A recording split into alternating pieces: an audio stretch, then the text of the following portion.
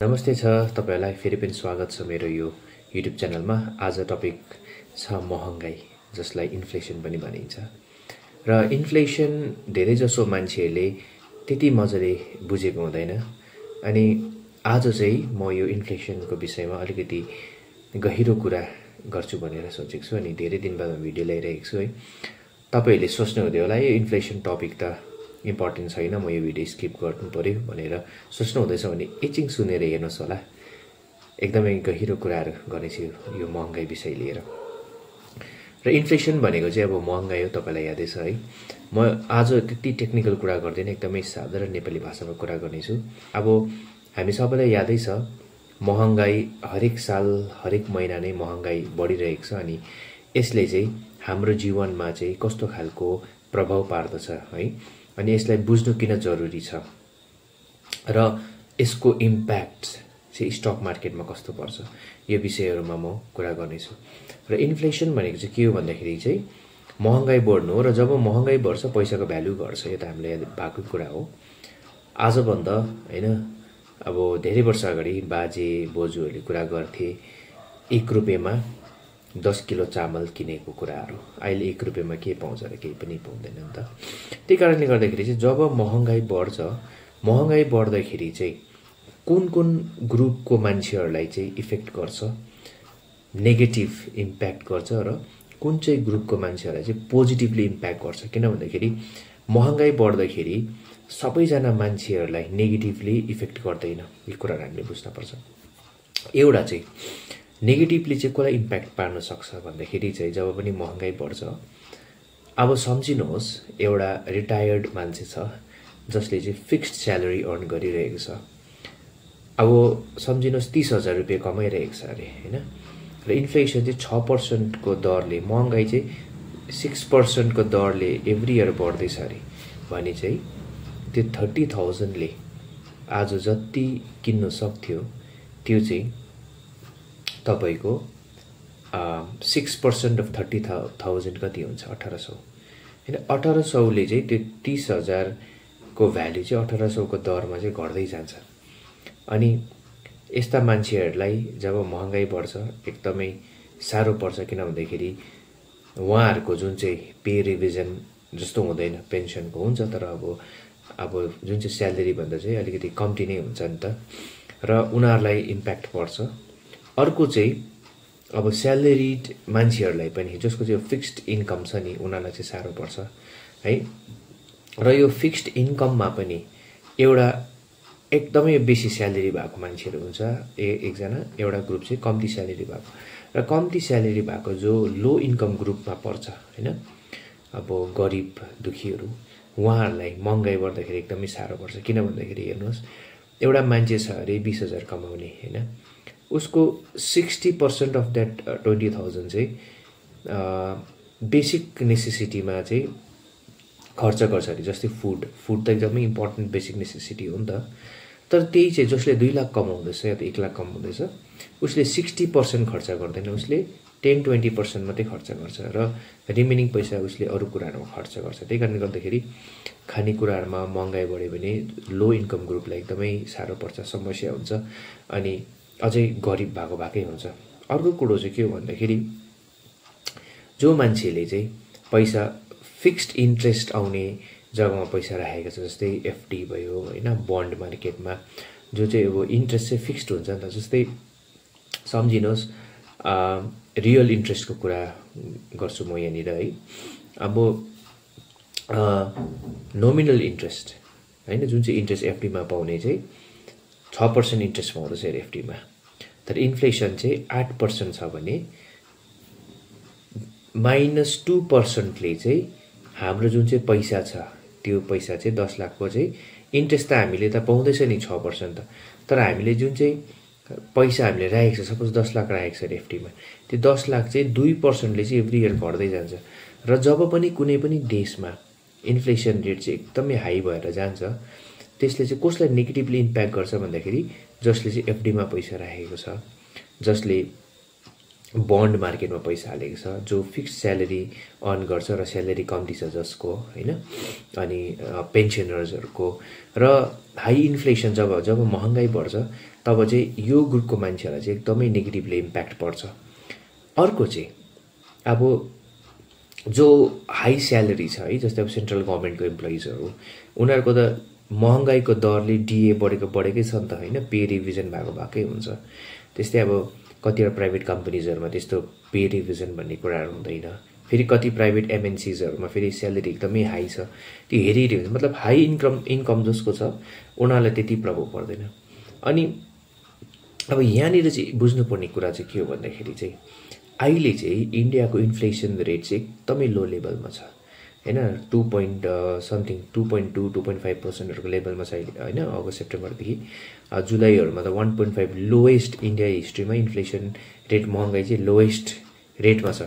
अब इन्फ्लेसन पनि धेरै प्रकारले अब नापिन्छ होइन, त्यसमा अब तपाईँको सिपिआई भन्छ होइन, होलसेल प्राइस इन्डेक्स भन्छ, डब्लुपिआई, अब कन्ज्युमर प्राइस इन्डेक्सहरू भन्छ। अब यसमा म जाँदिनँ, तर अब जब तपाईँको 10 सालको एभरेज इन्फ्लेसन हेऱ्यो भने 6%हरूको दरमा आउँछ, तर बिचमा कोही बेला 5% पनि थियो, कोही बेला अब 1% पनि 1.5% पनि थियो, त्यसरी त्यो एभरेज आउट हुन्छ। अनि अब जो चाहिँ इन्भेस्टर्सहरू छ होइन, उनीहरूको लागि चाहिँ इन्फ्लेसन, महँगाई जति बढ्यो उनीहरूको एसेटको भ्याल्यु पनि बढ्दै जान्छ। त्यो खालको रिलेसन छ लङ टर्ममा हामीले हेर्दाखेरि चाहिँ। जस्तै रियल स्टेट, जमिनको भ्याल्यु होइन, जमिन किनेपछि जमिनको भ्याल्यु चाहिँ हामीले अब 10 इयर्स 20 इयर्सहरूको डेटा हेर्दाखेरि चाहिँ ल्यान्डको भ्याल्यु चाहिँ जुन चाहिँ ल्यान्डले जुन चाहिँ रिटर्न दिएको छ त्यो चाहिँ इन्फ्लेसनभन्दा बेसी छ। आई मिन एफडी, फिक्स डिपोजिटहरू या त बन्डहरू भन्दाखेरि। अर्को कुरो चाहिँ गोल्ड, जसले गोल्डमा इन्भेस्ट गरेको छ, gold also is a very good investment. अहिले तपाईँले हेर्दैछ गोल्डको भ्याल्यु कस्तो मजाले बढिरहेको छ होइन, गोल्ड सँगसँगै सिल्भर पनि। अनि इक्विटीमा पनि, स्टक मार्केट पनि इन्फ्लेसन लङ टर्ममा होइन, जब इन्फ्लेसन हाई हुन्छ स्टक मार्केटले पनि त्यो इन्फ्लेसनभन्दा चाहिँ राम्रो रिटर्न दिन्छ। तर सर्ट टर्ममा चाहिँ के हुनसक्छ भन्दाखेरि इन्फ्लेसन चाहिँ जब बढ्दाखेरि सर्ट टर्ममा चाहिँ अब इन्ट्रेस्ट रेट बढाउँछ नि त। इन्फ्लेसन घटाउनुको लागि चाहिँ इन्ट्रेस्ट रेट बढाउँछ होइन। त्यो इन्ट्रेस्ट रेट बढाउँदा चाहिँ सर्ट टर्ममा चाहिँ स्टक मार्केटमा चाहिँ इम्प्याक्ट पर्छ, किनभने स्टक मार्केटमा त कम्पनीजहरू छ होइन। अब कम्पनीजहरूको लागि इन्फ्लेसन हाई हुनु भनेको त र मेटेरियल कस्ट बढ्छ, र मेटेरियल कस्ट बढेपछि सेल्स प्राइस बढ्छ, अनि सेल्स प्राइस बढेपछि के हुन्छ, उनीहरूलाई टेम्पोररी लस हुन्छ। अनि इन्फ्लेसनलाई घटाउनुको लागि चाहिँ गभर्मेन्टले चाहिँ के गर्छ, एमपिसी भन्छ होइन, मोनिटरी पोलिसी कमिटी भन्छ। 6 जनाको ग्रुप हुन्छ होइन। हेरेर गयो चाहिँ यो देशको इकोनोमी चाहिँ 6 जना मान्छेले चाहिँ कन्ट्रोल गरेको हुन्छ। त्यसमा 3 जना चाहिँ आरबिआईको नोमिनेटेड बडी हुन्छ भने 3 जना चाहिँ गभर्मेन्ट नोमिनेटेड बडी हुन्छ। अनि उनीहरूले अब इन्फ्लेसन कतिको बढ्न सक्छ, अब कतिको रेटले बढ्दैछ, अब त्यो धेरै अरू कुरा पनि हेर्छ। त्यसमा एम्प्लोइमेन्ट रेट कति छ, जिडिपी कतिको रेटले बढ्दैछ होइन, प्रोडक्सन कतिको हुँदैछ, त्यो सबै हेरेर चाहिँ उनीहरूले डिसिजन लिन्छ। अनि के हो भन्दाखेरि चाहिँ जब पनि इन्फ्लेसन रेट चाहिँ बढ्दाखेरि चाहिँ इन्ट्रेस्ट रेट बढ्दा चाहिँ कसरी इन्फ्लेसन रेटलाई इफेक्ट गर्छ भन्दाखेरि चाहिँ इन्ट्रेस्ट रेट सम्झिनुहोस्, इन्ट्रेस्ट रेट बढाइदियो भने के हुन्छ भन्दाखेरि एफडीको इन्ट्रेस्ट रेट पनि बढ्छ, त्यस्तै गरेर लोनको इन्ट्रेस्ट रेट पनि बढ्छ। अब लोनको इन्ट्रेस्ट रेट जब बढ्दा मान्छेले लोन लिँदैन, किनभने लोन महँगो हुन्छ। अब एफडीको इन्ट्रेस्ट रेट बढायो भने के हुन्छ, मान्छेले गएर ब्याङ्कमा पैसा राख्छ। भन्नु मतलब सप्लाई अफ मनी चाहिँ मार्केटबाट घटेर जान्छ, र सप्लाई अफ मनी मार्केटबाट घटेर जाँदा चाहिँ के हुन्छ, मान्छेकोमा बेसी पैसा नभएपछि त डिमान्ड गर्दैन नि त, डिमान्ड नगरेपछि प्राइस अटोमेटिकली फल हुन्छ। तर यसको नेगेटिभ इम्प्याक्ट सर्ट टर्ममा चाहिँ स्टक मार्केटमा चाहिँ कसरी पर्छ भन्दाखेरि चाहिँ त्यो कम्पनीजहरूको लागि चाहिँ त्यो मार्केटबाट पैसा लिनुको लागि चाहिँ महँगो पर्छ नि त, बेसी इन्ट्रेस्ट दिनु पर्यो नि त, र उनीहरूको प्रफिटमा इम्प्याक्ट गर्छ सर्ट टर्ममा चाहिँ। तर लङ रनमा चाहिँ किन कम्पनीजहरूलाई नोक्सान हुँदैन महँगाई बढ्दा भन्दाखेरि चाहिँ उनीहरूको जुन चाहिँ प्राइस उनीहरूको इन्क्रिज भएको हुन्छ, त्यो चाहिँ उनीहरूले त्यो प्राइस इन्क्रिज भएको चाहिँ कसलाई सिफ्ट गर्छ, कन्ज्युमर्सलाई। अल्टिमेटली कन्ज्युमर्सले पे गर्छ नि त होइन। त्यही कारणले गर्दाखेरि चाहिँ इन्फ्लेसन हाई भयो भने पनि बिजनेसले चाहिँ त्यो प्राइस चाहिँ कन्ज्युमरमा सिफ्ट गरेको कारणले गर्दा चाहिँ उनीहरूले लस रिकभरी गरेर प्रफिट कमाउँछ, र उनीहरूले प्रफिट कमाएपछि चाहिँ के हुन्छ, सेयरको दाम बढ्छ। किन, इन्भेस्टरले चाहिँ डिभिडेन्ड पाउँछ नि त प्रफिट कमायो भने। डिभिडेन्ड भनेको चाहिँ पार्ट अफ द प्रफिट हो। अन्त डिभिडेन्ड पाएपछि त के हुन्छ, सेयर जब बढेपछि के हुन्छ भन्दाखेरि चाहिँ अब अल्टिमेटली लङ रनमा चाहिँ तपाईँको इन्फ्लेसनभन्दा पनि बेसी रिटर्न चाहिँ स्टक मार्केटले दिएको छ। तर अब स्टक मार्केटमा पनि के हो भन्दाखेरि सबै कम्पनीजले राम्रो रिटर्न दिन्छ भन्ने होइन इन्फ्लेसन हाई हुँदाखेरि चाहिँ। तर अहिले फिलहाल इन्डियामा इन्फ्लेसन रेट त्यस्तो हाई छैन होइन। र अब आरबिआई जुन चाहिँ रिजर्भ ब्याङ्क अफ इन्डिया छ उनीहरूले चाहिँ एउटा स्ट्यान्डर्ड इन्फ्लेसन रेट सोचेर राखेको हुन्छ, त्यो चाहिँ 2% to 6% होइन, 2 to 4%, 6%हरूको रेन्जमा। अब ग्रोइङ इकोनोमिक इन्फ्लेसन अर्कै छ फेरि, अनि एडभान्स इकोनोमीको इन्फ्लेसन जस्तै अमेरिकामा बेसी हुनु भएन इन्फ्लेसन, तर अब इन्डियामा चाहिँ इन्फ्लेसन अलिकति बेसी हुँदा पनि प्रब्लम छैन, किनभने इमर्जिङ इकोनोमी हो नि त, ग्रोइङ इकोनोमी हो नि त। अब यसको एउटा इक्जाम्पल दिन्छु म तपाईँलाई।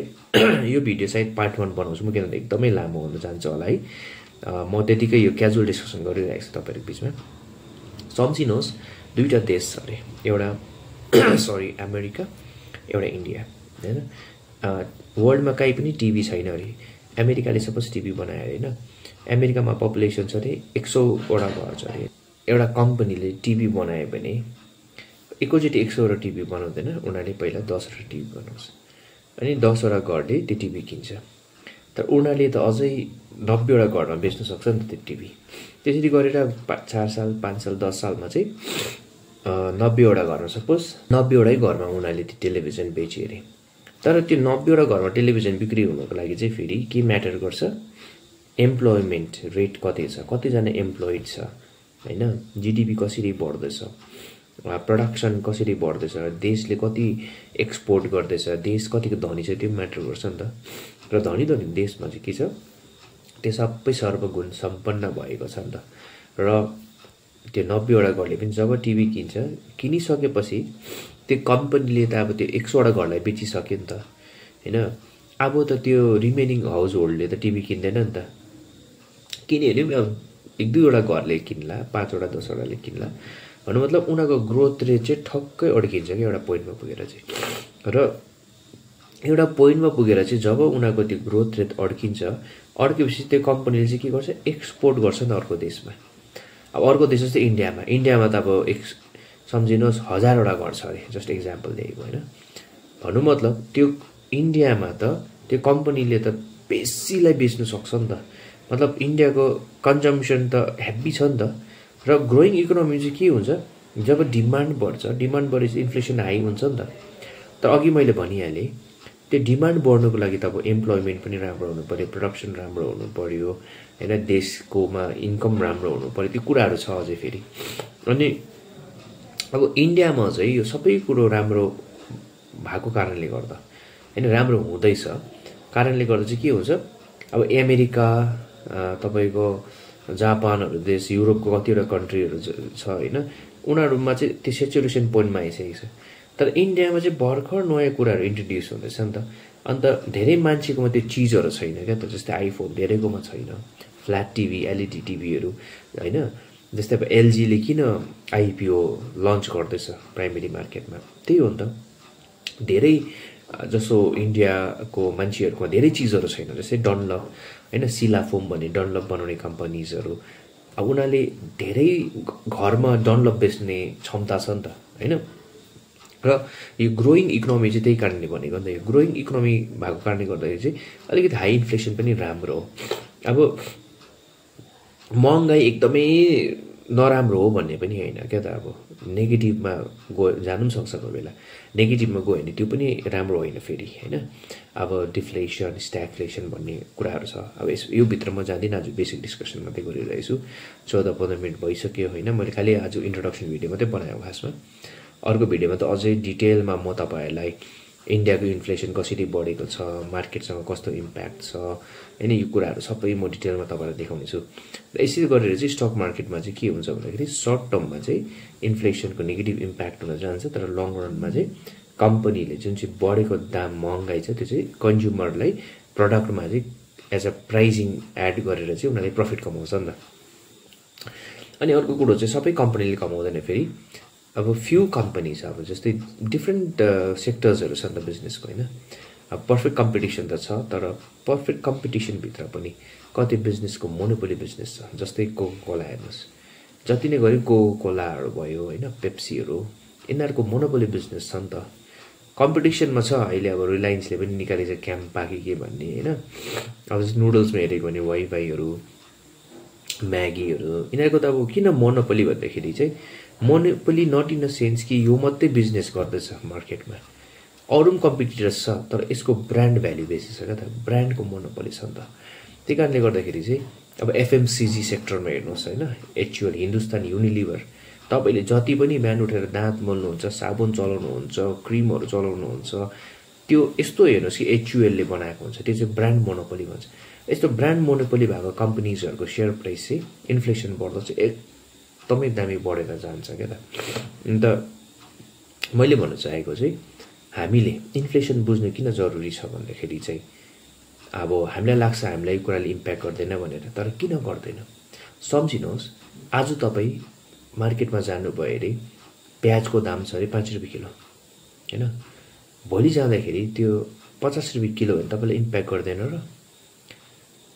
तपाईँलाई बाइक किन्नु मन पऱ्यो अरे होइन, बाइकको दाम अहिले जस्तै 2,50,000 छ अरे क्लासिक 350 को रोयल इनफिल्ड बाइकको, तर 1 महिना बाद त्यो 5 लाख भयो भने तपाईँले बाइक अफोर्ड गर्नु अलिक साह्रो पर्छ नि त धेरैलाई नै। त्यही कारणले गर्दाखेरि चाहिँ यो यस्तो टपिक हो जसले चाहिँ हाम्रो लाइफलाई इम्प्याक्ट गर्छ होइन। अब जस्तै दबाईको दाम बढ्यो अरे, डक्टरको फिज बढ्यो अरे होइन, स्कुल कलेजको फिजहरू बढेर गयो अरे, खानेकुराको दाम बढ्यो भने त हामीलाई इम्प्याक्ट गर्छ नि त।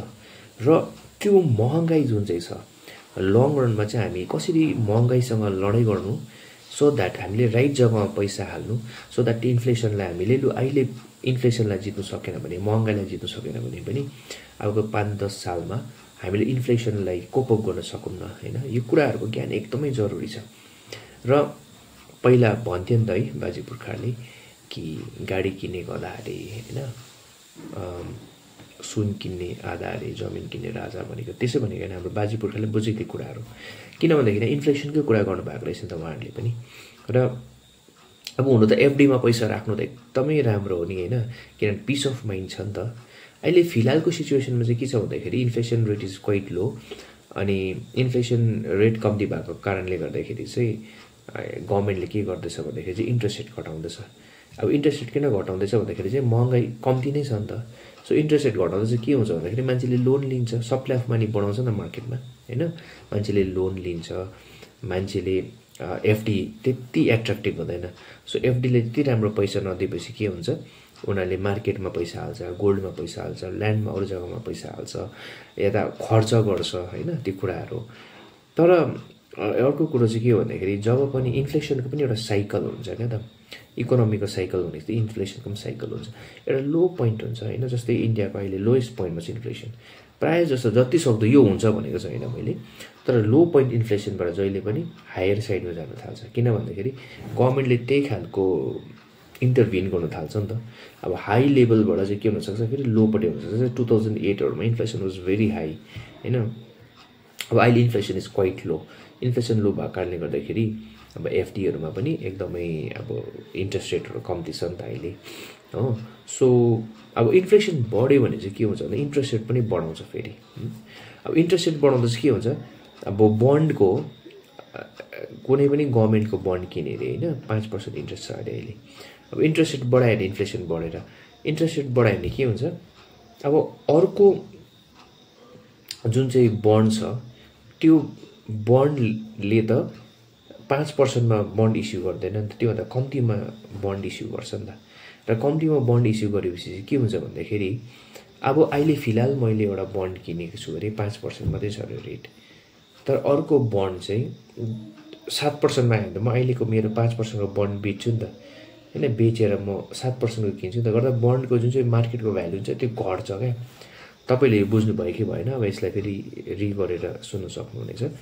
र अब यो इन्फ्लेसन चाहिँ फेरि के हो भन्दाखेरि सप्लाई अफ मनीले गर्दा मात्रै हुँदैन होइन, यो चाहिँ अब तपाईँको डिमान्ड साइडले मात्रै हुँदैन, सप्लाई साइडले पनि हुन्छ। कोही बेला अब के हुन्छ इन्फ्लेसन महँगाई बढ्नुको कारण चाहिँ अब पानी राम्रो भएन अरे, किनभने इन्डिया त अब मनसुन ड्रिभन इकोनोमी हो होइन, किन एग्रिकल्चरमा डिपेन्ड गर्छ नि त। सो मनसुन राम्रो भएन, पानी राम्रो परेन भने के हुन्छ अन्नबाली राम्रो हुँदैन। अब प्याज नै फलेन अरे हैन, आलु नै फलेन अरे, सप्लाई नै छैन भने के हुन्छ, डिमान्ड त बढेको छैन तर सप्लाई छैन, तर इन्फ्लेसन हुन्छ। त्यसलाई कसरी गभर्मेन्टले ट्याकल गर्ने हैन, त्यसको अब अर्कै स्ट्राटेजिसहरू हुन्छ। र एज अ इन्भेस्टर चाहिँ हामीले बुझ्नुपर्छ कि इन्फ्लेसन बढ्दा किन बढ्दैछ, के कारणले बढ्दैछ, घट्दा के कारणले घट्दैछ, त्यो डिमान्ड साइडबाट हुँदैछ कि सप्लाई साइडबाट हुँदैछ कि हैन, यो कुराहरू पनि बुझ्नु एकदमै इम्पोर्टेन्ट छ। र इन्भेस्टमेन्ट गर्नु एकदमै डिफिकल्ट कुरा हो किन भन्दाखेरि यसमा धेरै कुराहरूको अध्ययन गर्नु जरुरी छ। मैले सानो एउटा इन्फ्लेसनको मात्रै इक्जाम्पल दिएँ तपाईँलाई हैन। हामीले नर्मली सोच्छौँ कि अब एउटा कम्पनीमा इन्भेस्ट गर्नु त ऱ्यान्डमली हामी पिक गर्छौँ कम्पनीले प्रफिट कमायो भने त प्रफिट भइहाल्छ नि भन्ने हुन्छ नि त, तर होइन, किन त्यो कम्पनी त इकोनोमीमै रन गर्दछ नि त। इकोनोमी राम्रो भएन भने त्यो कम्पनीले पनि प्रफिट राम्रो अर्न गर्न सक्दैन नि त हो। त्यही कारणले गर्दाखेरि चाहिँ अब यो म्याक्रो इकोनोमी भन्छ, म्याक्रो इकोनोमीको पनि नलेज हुनु एकदमै इम्पोर्टेन्ट छ। अब डर लाग्दो नलेज अमर्त्यसेन जतिकै हुनुपर्छ भन्ने पनि होइन, तर बेसिक अन्डरस्ट्यान्डिङ, किन भन्दाखेरि हार्ड एन्ड मनी हामीले इन्भेस्ट गर्दैछौँ नि त मार्केटमा। अनि यति भन्दै आजको यो भिडियो चाहिँ म यहीँ राख्दछु। अब अर्को पार्ट 2 भिडियो चाहिँ म अझै लामो डिटेलमा बनाउने छु है। यो चाहिँ मैले सानो ट्रेलर भिडियो मात्रै बनाएको। तपाईलाई के कस्तो लाग्यो कमेन्ट गर्नु नभुल्नुहोस् होला, र अर्को भिडियोको प्रतीक्षामा बस्नुहोस् होला है त। यति